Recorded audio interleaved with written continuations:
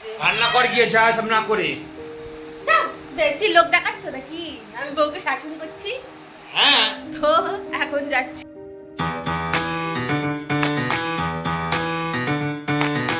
Hello বন্ধুরা, তোমাদেরকে blog জয়াতে অনেক অনেক স্বাগত জানাই। আশা করি তোমরা সবাই খুব ভালো আছো, খুব সুস্থ আছো। তো আজ প্রায় অনেক দিন পরেই হচ্ছে আমি একটা নতুন করে ব্লগ নিয়ে এলাম।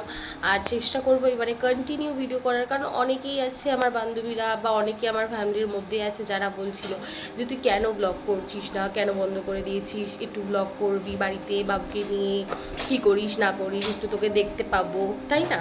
তো এই জন্য কিন্তু আমি যেহেতু এখন খুব একটা সময় পাই না কারোর সাথেই কথা বলার, তবে এই ফোনটাই একটা হচ্ছে আমার কাছে উপায় যে মানুষের সাথে প্রতিদিন দেখা করে নেওয়া, ঠিক আছে, কি করছি না করছি, কি করলাম বাড়িতে, তার জন্য।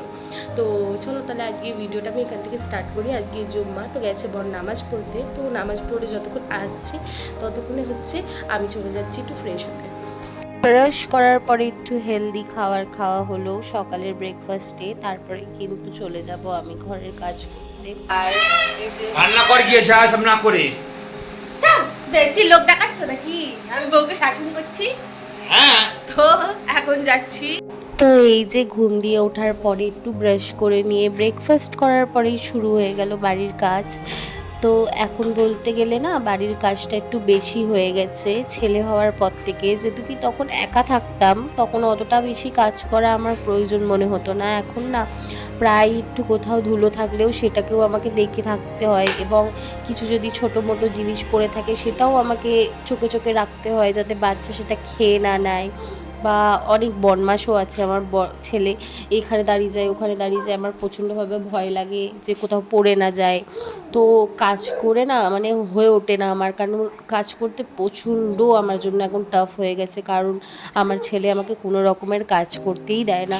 তো যাই হোক গিয়ে আজকে যেহেতু কি রান্না ছিল না বাড়িতে, রান্না ছাড়াও কিন্তু সমস্ত কাজ থাকেই বাড়িতে, যেরকম বাসন ধোয়া, ঘর পরিষ্কার করা, সমস্ত কাজ থাকে।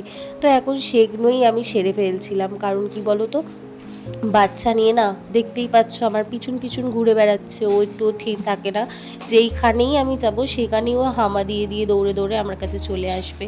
তবে আমার একটু ভয় লাগে, কাজের সাথে সাথে ওকে চোখে চোখে রাখতে হয়, আমার চোখ যদি একটু সরে যায় তাহলেই কিন্তু ও একটা বড় কিছু ঘটিয়ে বসে থাকে, তাই আমাকে খুব রিস্ক লাগে। আর ওর জন্য কিন্তু আমি 24টা ঘন্টা সারাদিন, যেহেতু কি 24 ঘন্টাই ধরতে গেলে আমি থাকি ওর সাথে, কারণ ওর বাবা ওকে অতটাও মানে ধ্যান দেয় না। যখন ওর বাবা ধরে তখন আমাকে কাজ করতে হয়, আর যখন আমি ধরি তখন কিন্তু আমি একটু রেস্ট পাই না, কারণ আমাকে রেস্ট পাই না ধরতে গেলে ভালো করে। তো তাই জন্য কিন্তু এখন সমস্ত কাজটা সেরে নেবার পরে এখন যাচ্ছি ছেলেকে খাওয়াতে। আর ছেলে যেহেতু কি এখন 2 টাইম স্যারালাইক্স খায়, এছাড়া কিন্তু ও বেস্ট ফিট করে।